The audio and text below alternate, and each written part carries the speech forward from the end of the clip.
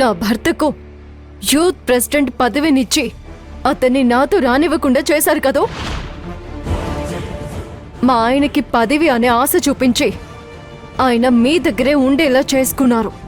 ఇది మీకు మంచి పద్ధతేనా? లక్షలు ఖర్చు పెట్టినా పైరువేలు చేసినా కానీ రాని పదవి. అలాంటి పదవిని నేను అధిష్టానంతో మాట్లాడి నీ భర్త సత్యాకు వచ్చేటట్టు చేస్తే నువ్వు నన్ను చులకరంగా మాట్లాడుతున్నావా? నా అనుభవం అంత లేదు నీ వయసు. నీకు ఏం తెలిసి నా దగ్గరకు వచ్చి తాటాకు చప్పుళ్ళు చేయాలనుకుంటున్నావు? నావి తాటాకు చప్పుళ్ళని మీరనుకుంటే దానికి నేనేం చేయలేను. ఇవి తాటాకు చప్పుళ్ళు కాదు, మీ చావు డప్పు చప్పుళ్ళని మీరు త్వరలోనే తెలుసుకుంటారు. ఒక ప్రజా నాయకుడయ్యుండి ఒక ఆడపిల్ల సంసారాన్ని కూల్చి భార్యాభర్తల్ని విడదీయాలని మీ మనసుకి ఎలా అనిపించింది? ఏంటమ్మా అసలు నీ ప్రాబ్లం ఏంటి? ఎందుకు నన్ను చూస్తే అలా మండిపడిపోతున్నావు? మొన్న చూస్తే ఫోన్ చేసి డైరెక్ట్గా చెడమడా తిట్టేశావు. ఆ తర్వాత ఒక రాత్రి స్కూటీ అడ్డంగా ఆపి వీరతాండవం చేశావు. అసలు నీ ప్రాబ్లం ఏంటో నాకు అర్థం కావడం లేదు. మీరే నాకు ఒక పెద్ద ప్రాబ్లం. నా భర్త మీ దగ్గర పని చేయడానికి నేను ఒప్పుకోను. ఆయనకి మీరిచ్చిన ముష్టి పదవిని ఇంకెవరికైనా ఇచ్చుకోండి. ఈ విషయాలన్నీ నాకెందుకు చెప్తున్నావు? వెళ్ళి నీ భర్తకే చెప్పుకోవచ్చుగా. చెప్పినా వినిపించుకునే స్థితిలో నా భర్త లేడు. అది కూడా నాదే తప్ప? ఎస్, ముమ్మాటికి మీదే తప్పు.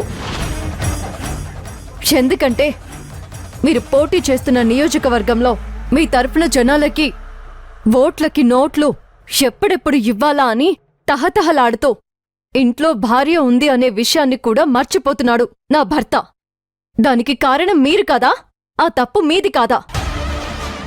నిన్నటి వరకు నేను ఎక్కడికి వెళ్తే అక్కడికి నాకు తోడుగా వస్తాను అన్న నా భర్త ఈరోజు నా వెంట రాను అనడానికి కారణం ఎవరు?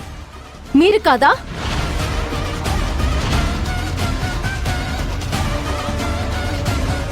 మా అత్తకొకటి చెప్పి మా ఆయనకి ఇంకొకటి చెప్పి నా సంసారాన్ని చెడగొట్టి మీ లాభం కోసం నా భర్తని నాతో రాకుండా చేస్తున్నావు. ఉరిమురిమి మంగళం మీద పడ్డట్టుంది. ఒక పేరు మోసిన రాజకీయ నాయకుడితో, ఒక మంత్రితో నీ స్థాయిని మర్చిపోయి నీ ఇష్టం వచ్చినట్టు మాట్లాడుతున్నావు మంజు. నీకదంత మంచిది కాదు.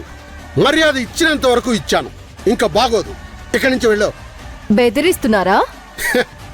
పిచ్చుక మీద బ్రహ్మాస్త్రాన్ని నేను వదలను. వదిలితే నువ్వే కాదు, మీ సిఐతో పాటు మీ పోలీస్ స్టేషన్ కూడా ఉండదు. జాగ్రత్త.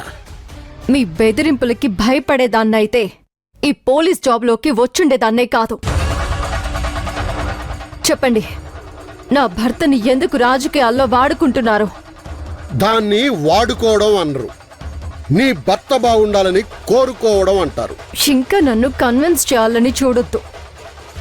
మర్యాదగా మీరిచ్చిన ఆ యూత్ ప్రెసిడెంట్ పదవిని మీరే తొలగించండి. ఆ పదవి తొలగించకపోతే ఏం చేస్తావు? ఇందాక అన్నారు కదా, పిచ్చుక మీద బ్రహ్మాస్త్రాన్ని వదులుతాను అని. ఆ పిచ్చుకే బ్రహ్మాస్త్రంలా మారుతుంది. గుర్తుపెట్టుకోండి. ఆడది తలుచుకుంటే రాజ్యాలే కూలిపోయాయి. ఆఫ్టర్ ఆల్ మీరెంత?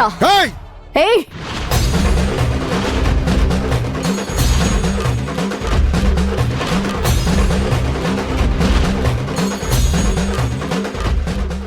తగ్గో.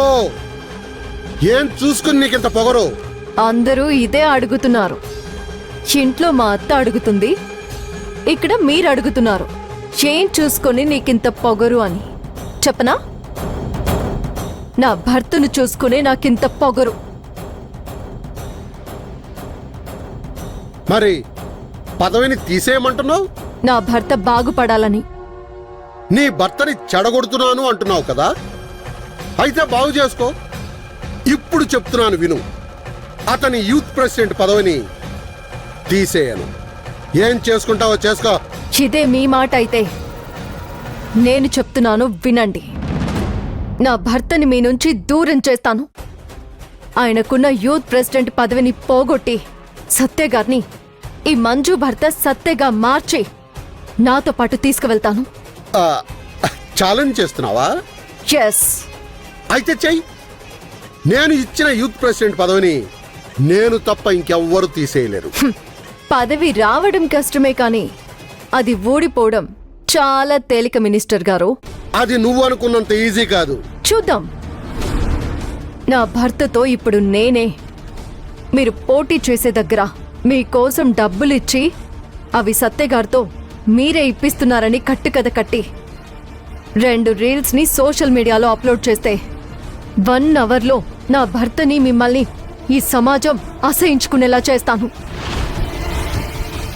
అప్పుడు సత్యగారి యూత్ ప్రెసిడెంట్ పదవే కాదు, మీకు కూడా పొలిటికల్ ఫ్యూచర్ లేకుండా చేస్తాను.